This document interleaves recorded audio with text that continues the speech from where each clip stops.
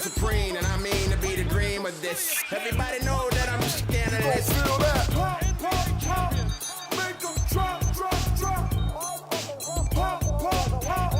Make 'em drop, drop, drop. Make it feel. Bonjour et bienvenue à tous dans ce 30e épisode des NBA Stories. Ce numéro vous est présenté par notre partenaire RookieRepublic.fr qui vous propose aujourd'hui un jeu concours pour tenter de remporter un maillot des Detroit Pistons 1989 au nom d'Isaiah Thomas. Rookie Republic est une boutique en ligne rétro dédiée à l'univers des sports américains. Vous trouverez sur ce site les pièces qui ont fait l'histoire de la NBA, de la NFL et dans un futur proche de toutes les ligues américaines. Que vous préférez les maillots, les casquettes ou les vestes vintage, Rookie Republic vous donne l'opportunité d'incarner la légende de votre joueur ou de votre franchise préférée.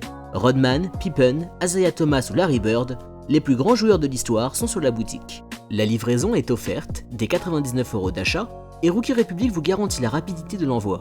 Plus besoin de multiplier les adresses ou de payer des frais de port démesurés pour se procurer ces pièces de collection, il vous suffit de vous rendre dès maintenant sur RookieRepublic.fr. Pour tenter de remporter le maillot, abonnez-vous à notre chaîne et répondez correctement à cette question dans les commentaires. En quelle année fut drafté Isaiah Thomas avec les Detroit Pistons ? Le vainqueur sera tiré au sort parmi les bonnes réponses et annoncé dans notre prochain numéro. Bonne chance à tous. L'histoire de la NBA est marquée du saut d'équipes légendaires, comme les Los Angeles Lakers de l'époque Showtime, les invincibles Chicago Bulls des années 1990, mais aussi les Bad Boys de Détroit. Cette mouture des Pistons, aussi admirée que détestée, reste dans les mémoires pour son jeu très physique qui a traumatisé tous les adversaires de son temps. Éteignez les lumières, couchez les enfants et plongez maintenant avec nous à la découverte des Bad Boys de Détroit. Comme souvent, notre aventure commence par un voyage dans le temps. Aujourd'hui, donnons-nous rendez-vous dans le Midwest américain. Au milieu du XXe siècle, Détroit, la plus grande ville de l'État du Michigan, était considérée comme l'une des plus riches du pays, elle qui était le fleuron de l'industrie automobile en pleine ébullition. Attirés par le faible taux de chômage, un grand nombre d'Afro-Américains du sud du pays prirent la direction de Détroit en rêvant d'un avenir meilleur. En 1967, l'ère de la ségrégation raciale touche à sa fin et les communautés noires font valoir leurs droits, souvent dans la paix, parfois dans la violence. Ce sera le cas le 23 juillet 1967, date à laquelle des émeutes éclatèrent dans le nord-ouest de la ville, les plus sanglantes de l'histoire du pays. Le bilan fut lourd, 43 morts et plus de 2000 bâtiments détruits.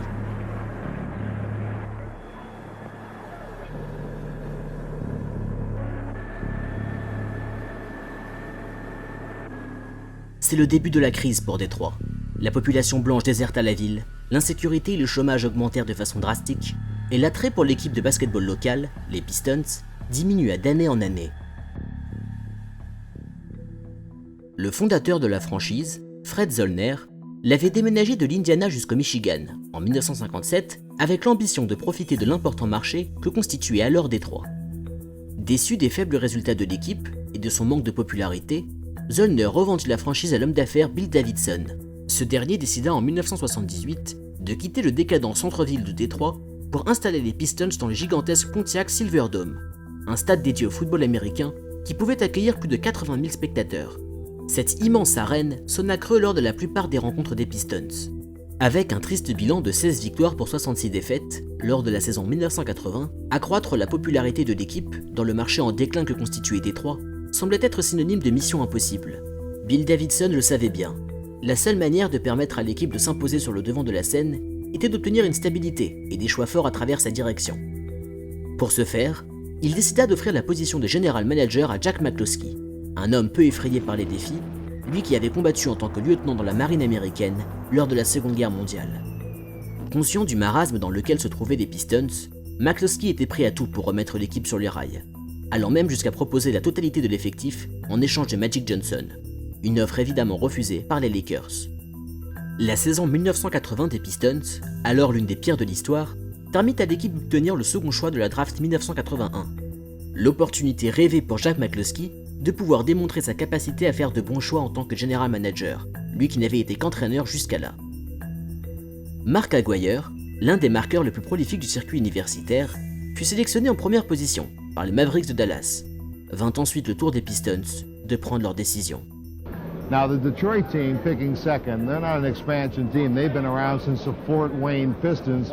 They've fallen on some tough times the last couple of years. They're looking for a player to help build their franchise. They have the second pick. Let's go to that. Detroit picks 6'1", 180 pounds, Isaiah Thomas of the University of Indiana. Avec leur second choix de draft, McCloskey n'eut que peu d'hésitation à jeter son dévolu sur l'autre jeune sensation du pays, un meneur du nom d'Isaiah Thomas. Malgré sa relative petite taille d'1m85, Thomas avait impressionné les observateurs par son énergie et son caractère teigneux, qui permirent à son équipe, les Hoosiers de l'Indiana, de devenir champion national en 1981. Detroit, New Jersey, what do you think? It don't matter to me. I'll play anywhere. Aux téléspectateurs, Thomas exclama son indifférence face à sa future destination. En coulisses, cependant, le meneur avait grand désir de rejoindre sa ville natale, Chicago. Il admit également plus tard avoir volontairement tenté de saboter ses chances d'être sélectionné par les Pistons, rebuté à l'idée de jouer pour cette franchise en péril. McCloskey ne fut pas dupe et resta campé sur ses positions en choisissant Isaiah Thomas au second pick de la draft 1981. L'effet Isaiah Thomas démarra dès le premier match de sa saison rookie, où il inscrivit 31 points pour permettre à son équipe de l'emporter face aux Milwaukee Bucks. Il était clair que les Pistons avaient déniché une perle rare lorsque le meneur marqua 28 points quelques jours plus tard lors d'une victoire contre les Chicago Bulls. En dehors de ses performances sur les parquets, il se distingua pour son fort caractère et son leadership, alors qu'il n'était âgé que de 19 ans. Cette époque de la NBA était marquée par l'importance primordiale du poste de pivot dans le jeu, une position sur laquelle Détroit était en manque de solutions. C'est lors d'un match contre les Cleveland Cavaliers que Jack McCloskey dénicha le prochain chaînon de son projet.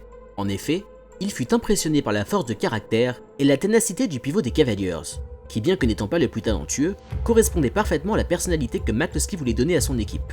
Ce joueur porte le nom de Bill Laimbeer. Certain de son choix, McCloskey recruta Laimbeer au milieu de la saison 1982, ce qui annonça le début d'une nouvelle ère pour les Detroit Pistons. Laimbeer et Thomas partagent le point commun d'avoir passé leur enfance dans la même ville, Chicago. Leur jeunesse, cependant, était loin d'être similaire. Isaiah grandit dans la pauvreté, entouré de la violence des gangs et du trafic de drogue, qui coûtèrent la vie à ses deux frères. Bill fut lui élevé dans l'opulence d'une famille fortunée. Son père ayant été dirigeant d'une entreprise classée parmi les plus puissantes du pays, Laimbeer dira plus tard qu'il était le seul joueur NBA gagnant moins d'argent que son père. Bien qu'ayant vécu des parcours diamétralement opposés, Thomas et Laimbeer créèrent rapidement des attaches fortes et se mirent en tête d'obtenir ensemble le succès sous les couleurs des Pistons, réunis par la même aversion pour la défaite. Oui, Thomas et Laimbeer détestaient perdre et étaient prêts à se consacrer corps et âme pour obtenir des victoires sur les parquets. En 1984, Détroit gagna 49 matchs, ce qui fut possible par les incroyables performances de leur meneur vedette, qui finit la saison comme meilleur passeur de la ligue.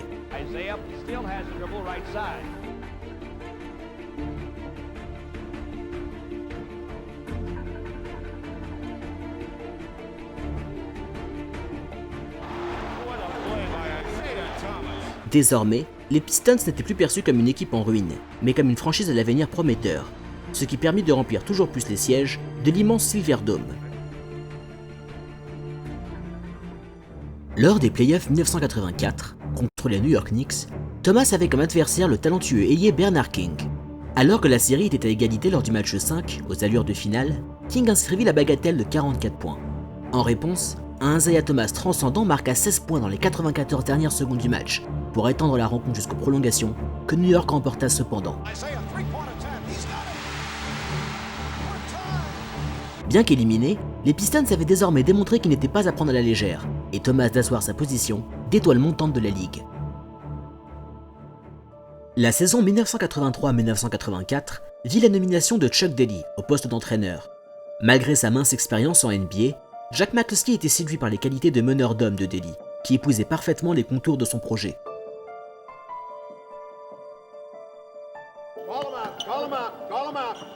Youngest clubs in all of the NBA.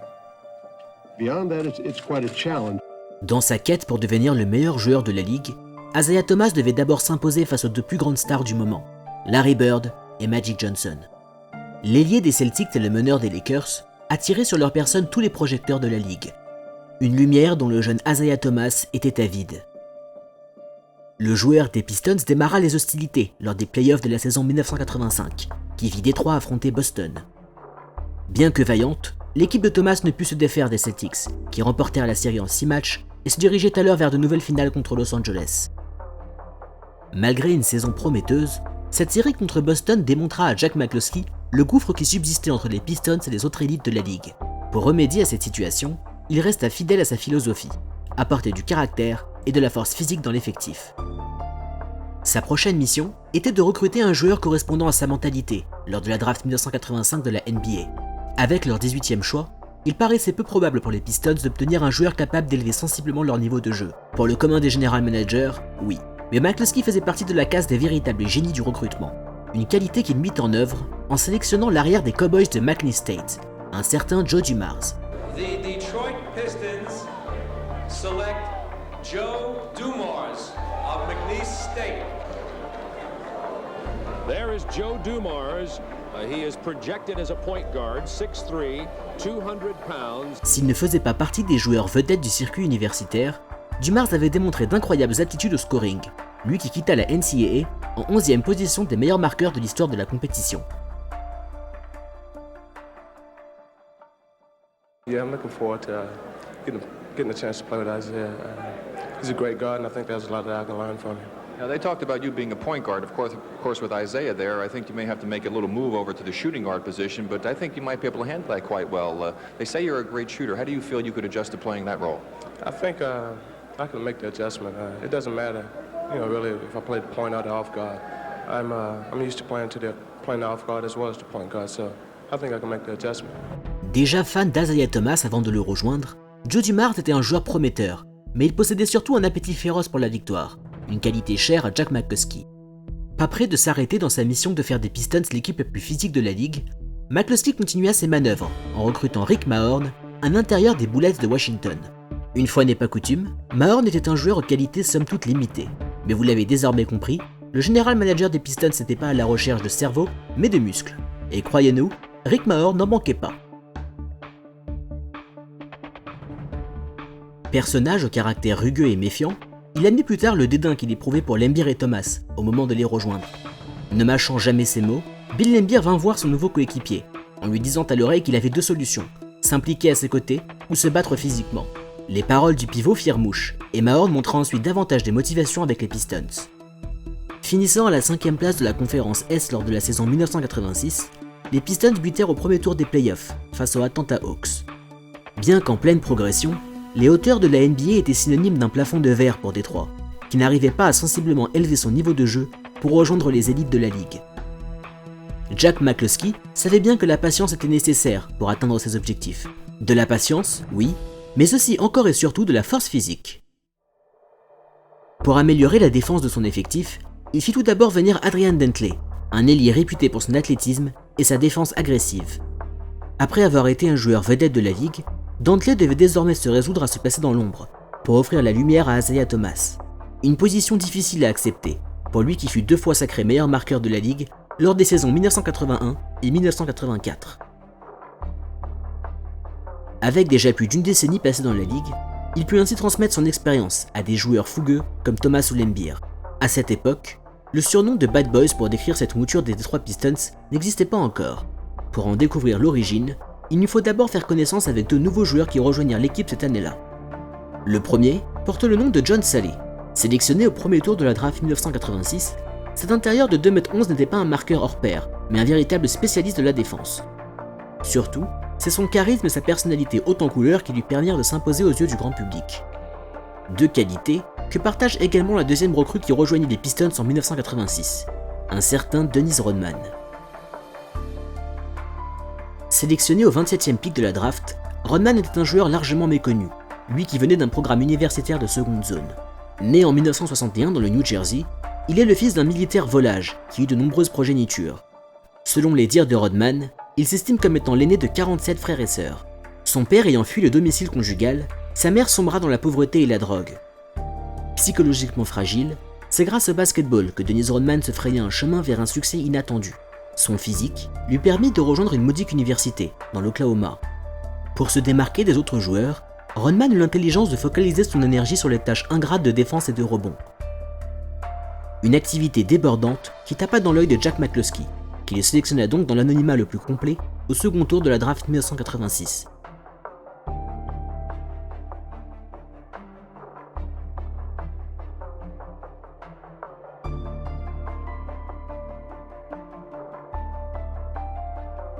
L'entraîneur de l'équipe, Chuck Daly, prit la judicieuse décision de permettre à ses joueurs d'exprimer tout leur caractère, sans se soucier du conformisme. Une action qui fut précieuse aux yeux de Dennis Rodman, qui avait trouvé dans son entraîneur la figure paternelle qu'il n'avait jamais connue. Lui-même doté d'une forte personnalité, Chuck Daly entretint une relation forte avec ses joueurs, à mi-chemin entre la camaraderie et l'autorité. À cheval sur ses accoutrements souvent hauts en couleur et son apparence soignée, l'entraîneur des Pistons se vit donner par ses joueurs le surnom de Daddy Rich, afin de souligner son élégance. Mais si Daly savait se montrer chaleureux en dehors des terrains, il se transformait instantanément en véritable chef de guerre lorsque venait le moment de jouer au basketball. Dans sa méthode de coaching, la défaite n'était jamais permise, n'hésitant pas à émettre des menaces de transfert lorsqu'un de ses joueurs n'affichait pas le niveau souhaité.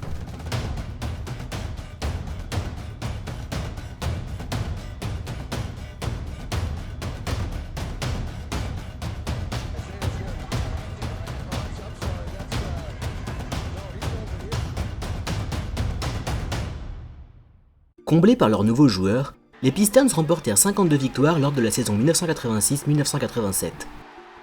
En play-off, ils éliminèrent sans grande difficulté Washington, puis Atlanta, pour se frayer un chemin jusqu'aux finales de conférence, face aux Boston Celtics. Lors des 3 décennies précédentes, l'équipe de Boston avait glané une incroyable collection de 16 titres de champion. En ce milieu des années 80, les Celtics figuraient encore parmi l'élite de la ligue, eux qui comptaient dans leur effectif des joueurs légendaires comme Larry Bird, Kevin McHale ou Robert Parrish.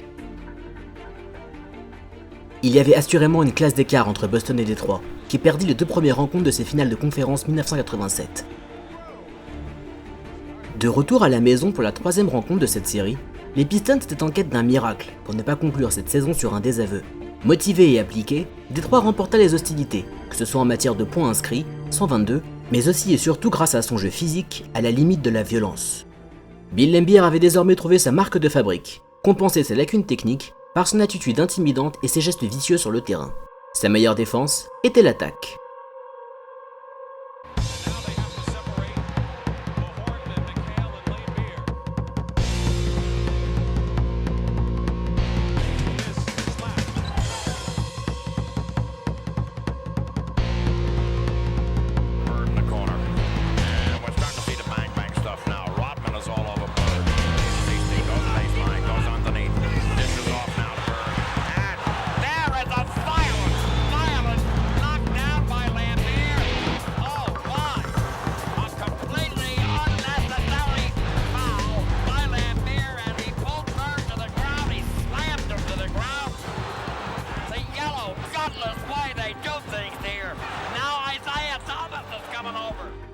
Au lendemain de cette précieuse victoire, les Pistons retrouvèrent leur adversaire pour le 4e match de ces finales de conférence. Surmotivés par leurs prestations de la veille, Détroit proposa à son public un incroyable spectacle offensif, en inscrivant la bagatelle de 145 points, pour répondre aux 119 de Boston. Les Celtics n'avaient jamais encaissé autant de points en play-off de toute leur histoire. Laimbeer était violent, mais pas stupide, lui qui savait bien que le match 5 dans l'antre des Celtics au Boston Garden allait être une véritable épreuve. Il prit la désinvolte habitude d'entrer dans l'arène en crachant en parquet, sur le logo des Celtics. Mais il n'était pas le seul à vouloir en découdre ce soir-là, Boston ayant également à cœur d'asseoir sa suprématie et de répondre à l'affront vécu 2 jours plus tôt. Robert Parrish fut le premier à entreprendre les combats, en donnant un coup puissant à Laimbeer qui chuta au sol. À cette époque, la violence était bien plus présente et tolérée qu'aujourd'hui, ce qui explique pourquoi les expulsions étaient aussi rares, voire inexistantes. Comme l'explique David Stern, qui fut à la tête de la NBA pendant plus de 3 décennies. If I had it to do over again, we would be more aggressive in regulating, shall we say, that style of play, because it led to our game becoming much more physical. À 36 secondes de la fin du match 5, Détroit était mené d'un petit point. Isaiah Thomas, la balle en main, marqua un panier crucial pour prendre les devants.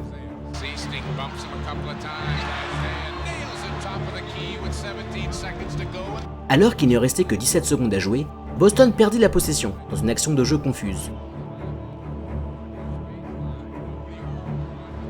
Il ne subsistait désormais que 5 petites secondes avant le buzzer final, et Détroit, la balle en main, se dirigeait tout droit vers une victoire de prestige qu'eux-mêmes croyaient acquise. Compétiteur né, Larry Bird ne l'entendait pas de cette oreille. Alors que Thomas remettait la balle en jeu par une passe imprécise, l'ailier des Celtics intercepta sournoisement la balle qu'il donna à Dennis Johnson pour inscrire un lay-up, synonyme de victoire.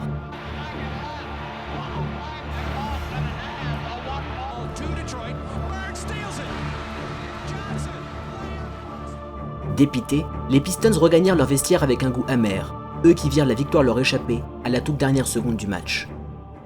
I'll never forget, everything just started, it went in slow motion. Jess Kersey is standing there, I'm looking at him, and we froze, we celebrating, and Jess Kersey starts to count, because he's standing there and he has the 1 count. So I run over, we look at the bench, no timeout, nothing. So I run over and I grab the ball, and this is probably one of the most incredible plays that's ever happened against me and that probably I've ever witnessed. From an athletic standpoint, 2 people being in sync and Bird just playing every second. And that's what the Celtics taught us. 2 jours plus tard, Détroit remporta le match 6 à domicile sur un score étriqué et était de retour à Boston pour la 7e rencontre aux allures de finale. Malgré les 60 points inscrits par Thomas et Dumars, les Pistons se virent éliminés sur le score de 114 à 117, eux qui firent impuissants à maîtriser Larry Bird, qui compila 37 points, 9 passes décisives et 9 rebonds ce soir-là. Les joueurs de Détroit rejoignirent les vestiaires avec peine et regret à l'issue du match. Il s'ensuivit des discussions houleuses, où le jeune Dennis Rodman pesta contre Bird, en exclamant que s'il n'avait pas été noir, il ne serait qu'un joueur comme les autres. Cette phrase controversée fut reprise par les médias, qui se hâtèrent de la divulguer au grand public. Questionné sur le sujet, Isaiah Thomas approuva les propos de son coéquipier, ce qui aggrava davantage la situation.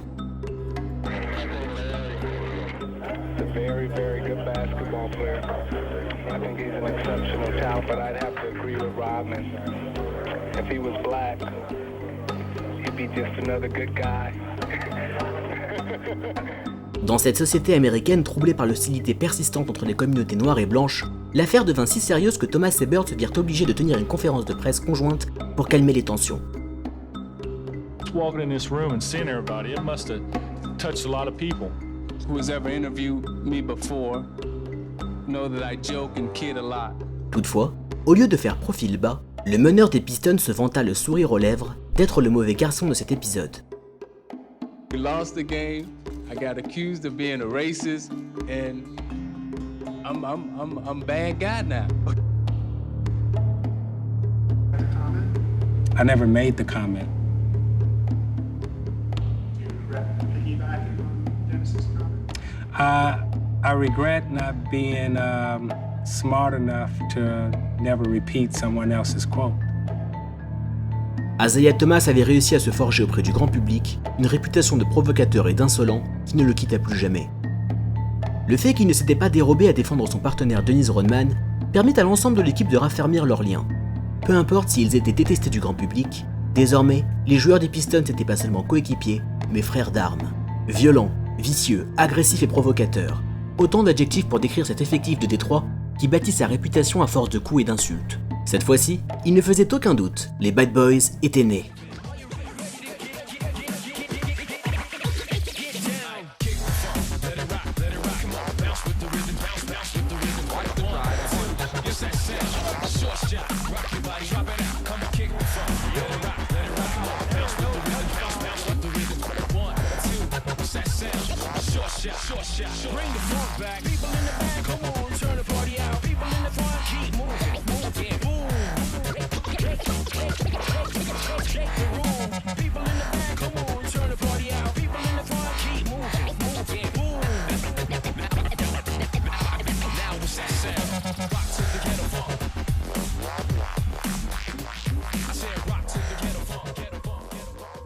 Après avoir démontré leur force de caractère face à Larry Bird, c'est à Michael Jordan, la nouvelle star de la ligue, que les Pistons avaient à cœur de faire passer un message lors de la saison 1988-1989. Comme souvent, c'est avec les points que Détroit défia Chicago.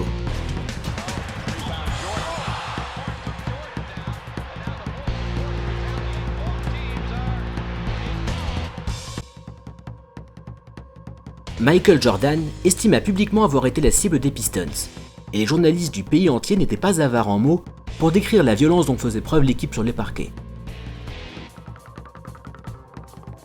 Cette situation n'était pas sans rappeler la franchise de football américain des Raiders d'Oakland, qui cultiva pendant longtemps une réputation sulfureuse dans la ligue. Fiers de cette similarité, les joueurs des Pistons étaient les premiers enclins à entretenir leur image de mauvais garçons de la NBA.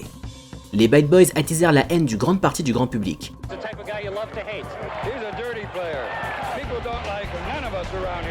Mais ils se forgèrent également une importante base de supporters à Détroit et ailleurs. D'une certaine façon, les Bad Boys rassemblaient autour d'eux un public qui pouvait s'identifier à leur personnalité. Loin du glamour des Lakers ou de l'armoire à trophées bien garnie des Celtics, les Pistons symbolisaient le clivage entre les travailleurs et les privilégiés.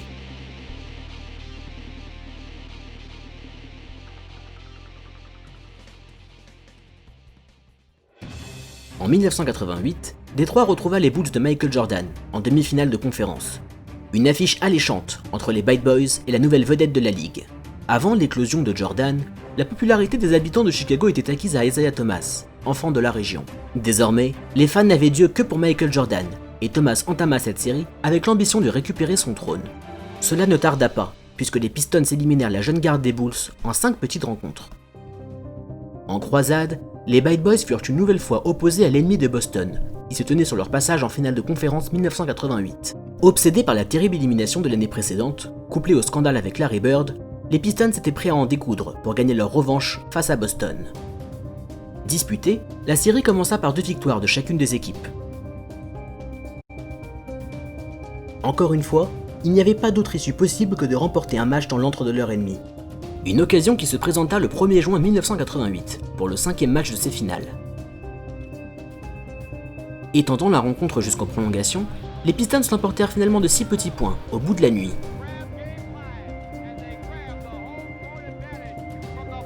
De retour à la maison pour le match 6, Détroit était à une seule victoire de la qualification et de prendre enfin sa revanche sur Boston. Le duel fut âpre et il fallut une incroyable défense des Pistons pour le remporter de 5 petits points et ainsi mettre fin à l'âge d'or des Celtics.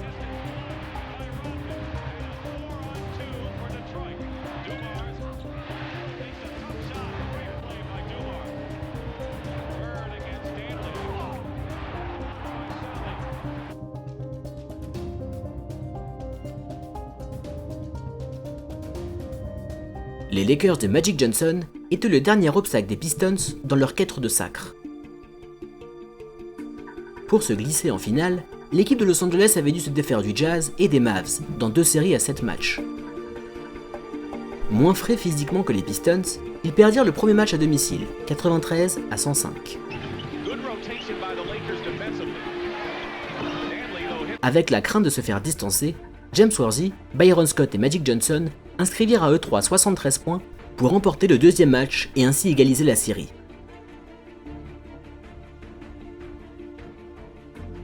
Le plus difficile était à venir pour les Lakers, qui devaient désormais jouer dans l'antre bouillonnant des Pistons. Alors que Thomas et Johnson entretenaient de forts liens d'amitié, en dehors des parquets, cette confrontation fut le théâtre d'une grande animosité entre eux. Désormais, les anciens meilleurs amis étaient meilleurs ennemis.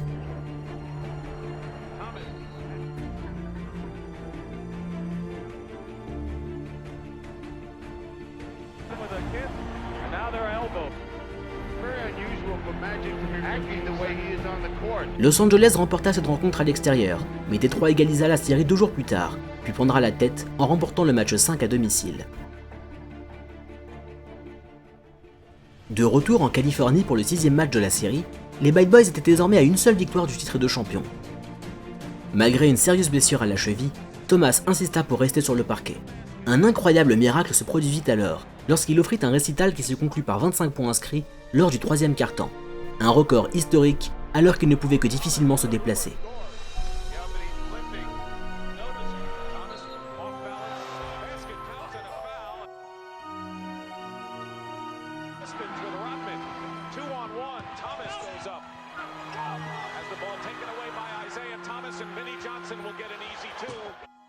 Cette performance permit aux Pistons de mener au score à 27 secondes de la fin du match. Moins d'1 minute, voilà le temps restant à Détroit pour décrocher le titre de champion. Lors de la dernière possession des Lakers, l'Embir commit une faute sur Abdul-Jabbar, qui tentait un skyhook dont lui seul a le secret. Cette fois-ci, la réputation de l'Embir joua en sa défaveur, les ralentis montrant que la faute était légère, voire inexistante. Sur la ligne de lancer franc, le pivot des Lakers inscrivit ses 2 paniers pour permettre à son équipe de prendre les devants du match. À bout de souffle, Thomas manqua son tir au buzzer final. Tragiquement, ses 43 points et 8 passes décisives seront vaines, puisque les Lakers s'imposèrent sur la plus petite des marges. Encore une fois, les Bad Boys avaient failli dans les toutes dernières secondes d'une rencontre. Alors qu'ils touchaient leur rêve de sacre du bout des doigts, le champagne ne fut finalement jamais débouché ce soir-là. Avec le match 7 à jouer 2 jours plus tard, il était toujours possible pour les Pistons de devenir champions, mais l'ascendant psychologique était du côté des Lakers, qui retrouvaient leur enceinte portée par l'exploit du match 6. Malgré sa cheville blessée, Thomas joua tout de même la première mi-temps du match 7 des finales 1988. De retour au vestiaire avec un avantage au score de 10 points, il dut se résigner à ne pas retourner sur les parquets, lui qui pouvait tout juste marcher. Handicapés par le manque de leur meneur vedette, les Pistons déjouèrent et les Lakers en profitèrent pour creuser un écart de 15 points au 4e quart-temps. Impuissant, Thomas vit son équipe se faire vaincre sur le score de 108 à 105. Encore une fois, Los Angeles était sacré champion. Et encore une fois, Détroit s'était fait cruellement éliminer.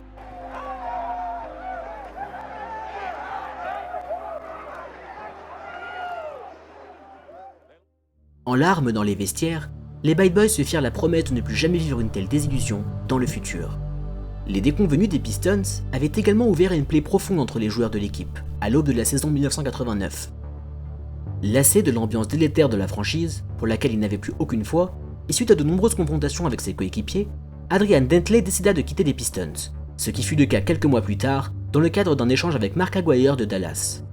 Ce dernier était un ami d'enfance d'Isaiah Thomas, les 2 joueurs ayant tous grandi dans des quartiers sensibles de Chicago. Psychologiquement fragile, Aguirre était un joueur talentueux, mais il traînait également une réputation de joueur difficile. Il rejoignit Détroit en 1989, avec un rôle important en sortie de banc. Profitant de la popularité de la franchise, les dirigeants des Pistons déménagèrent l'équipe de l'incommode Silverdome pour rejoindre une toute nouvelle arène, le Palace d'Auburn Hills, situé dans la banlieue de Détroit. I think we've all waited a long time for this night. We've all had this dream. Some of you have had it longer than me to see this place built, to have this team represent your community, to have this team represent your family. I'd like, on behalf of the Pistons organization, to welcome you to the Palace and to welcome you to our house. Désormais épargnés par les querelles internes, les Bad Boys finirent la saison 1989 à la première place de la conférence Est. Ils ne perdirent ensuite pas un seul match des playoffs pour atteindre les finales de conférence face aux Chicago Bulls de Michael Jordan. La première rencontre, à Détroit, fut remportée par les Bulls, ce qui fut suivi 2 jours plus tard d'une victoire des Pistons à domicile pour égaliser la série à 1-1.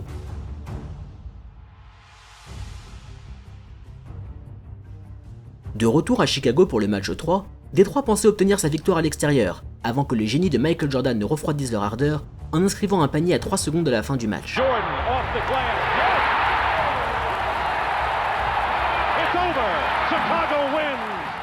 Désormais, les Bulls étaient en tête de la série, mais les Bad Boys se l'étaient promis, une nouvelle déception n'arrivera pas de sitôt.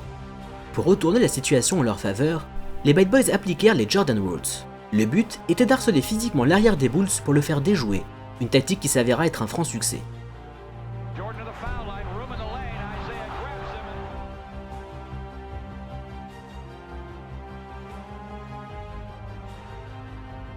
La productivité de Jordan chuta drastiquement, et les Pistons remportèrent les 3 rencontres suivantes pour se faire une place en finale face, encore une fois, aux Los Angeles Lakers.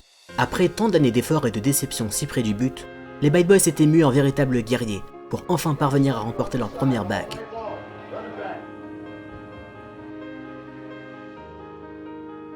L'effectif des Lakers étant vieillissant, ils ne purent se défaire de la défense rugueuse et de l'intensité proposée par les Pistons. Au sommet de leur art, les Bad Boys respectèrent leurs promesses en remportant ces finales sur le score sans équivoque de 4 matchs à 0.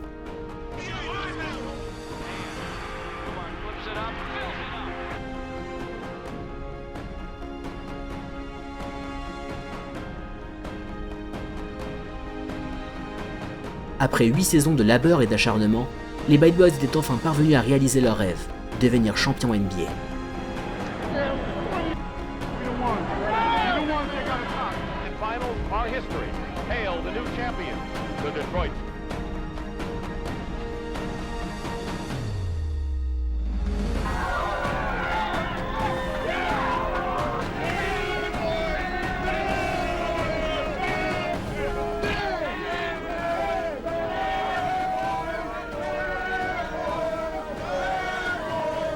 Deux décennies plus tôt, Détroit était en plein chaos et les habitants fuyaient en nombre la ville.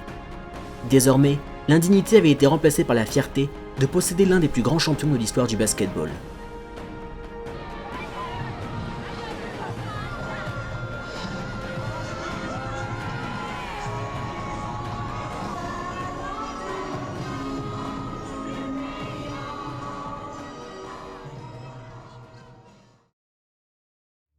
Après la célébration, il fallait désormais se concentrer sur la préparation de la saison à venir, pour tenter de remporter un second titre consécutif. La NBA étant en période d'extension, les Pistons devaient se séparer de joueurs, comme le veut la règle lorsque de nouvelles équipes rejoignent la ligue. Un véritable casse-tête pour les Pistons, qui ne voulaient pas briser l'alchimie créée dans l'effectif. C'est finalement Rick Mahorn qui fut sélectionné pour rejoindre la nouvelle franchise des Timberwolves du Minnesota. Un terrible événement pour celui qui avait été la pierre angulaire des Bad Boys.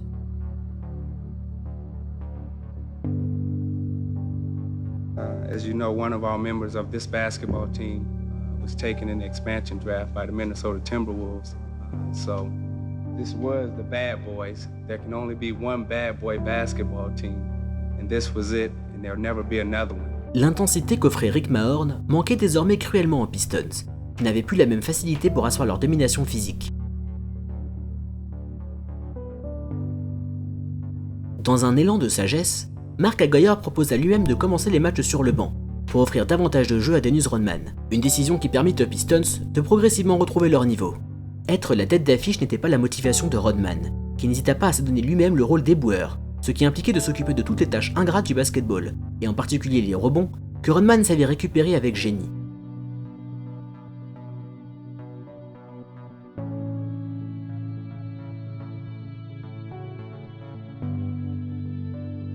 En récompense de ses efforts, il obtint le trophée de joueur défensif de l'année.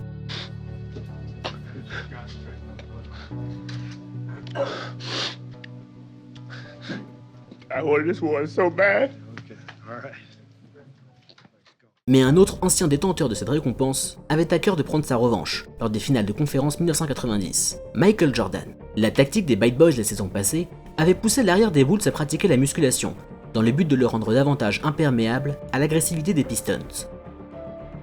L'éclosion de Scottie Pippen était un autre facteur qui avait désormais rendu les Jordan Rules obsolètes. Après avoir tant buté sur les Bad Boys, Jordan se montra sous son meilleur visage pour étendre la série jusqu'à un match 7 décisif. Ce duel fut incroyable d'intensité entre les Bulls, qui s'approchaient à grands pas de leur domination à venir, et les Pistons, qui n'étaient pas encore prêts à abandonner leur trône. Maladroits et submergés par la pression, les Bulls rendirent finalement les armes en perdant cette rencontre de près de 20 points d'écart. Pour la troisième année consécutive, les Bad Boys étaient en finale NBA.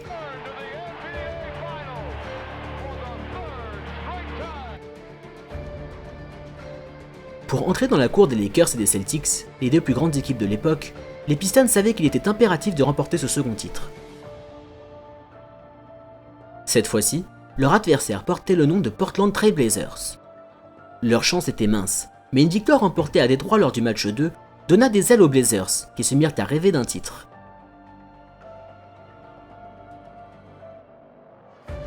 Un espoir que les Bad Boys ne laissèrent pas exister plus longtemps, eux qui gagnèrent les 3 rencontres suivantes pour remporter ces finales 1990 sur le score de 4 matchs à 1.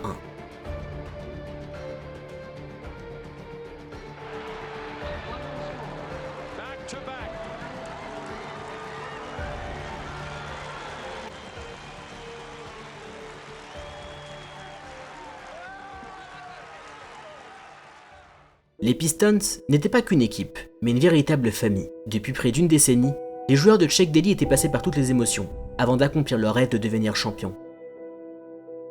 Cette deuxième bague fut toutefois la dernière pour les Bad Boys, dont la magie n'opéra plus autant la saison suivante. L'enchaînement de saisons éprouvantes se fit ressentir dans les organismes, et les Pistons étaient épuisés aussi bien physiquement que mentalement. Malgré cela, ils réussirent à atteindre les finales de conférence 1991, face aux Chicago Bulls enfin arrivés à maturité. Cette série s'annonça comme un passage de flambeau, Détroit se faisant éliminer sur le score de 4-0 par Chicago, qui remportera 6 titres de champion dans les années à venir.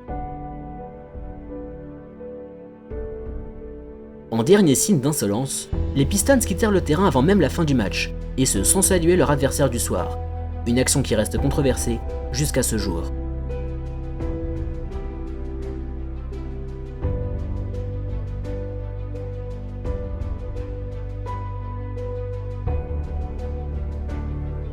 Cette élimination fut synonyme de la fin de l'ère des Bad Boys de Détroit, eux qui ne retrouvèrent plus jamais leur niveau d'antan.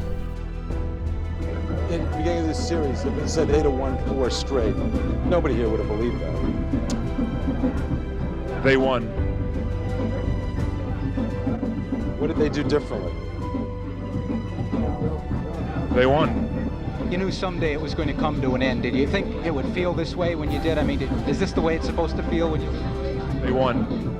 Pour la majorité des joueurs NBA, souvent issus d'un milieu défavorisé, le basketball est un moyen de s'élever parmi la société, d'attirer la lumière sur leur personne, de se porter en idole auprès des fans et surtout de marquer l'histoire de leur empreinte. Les Bad Boys de Détroit, eux, n'avaient que faire de la popularité auprès du public. Leur seule motivation était de gagner des trophées, peu importe le prix à payer. Pour cette équipe, les parquets n'étaient pas un terrain de jeu, mais un véritable champ de bataille. Finalement, c'est avec l'ambition de se faire détester que les Pistons obtiendront malgré eux les faveurs d'une large partie du public. Entre vice et génie, les Bad Boys de Détroit ne seront jamais appréciés de tous, mais ont inscrit pour toujours leur nom dans la légende du basketball.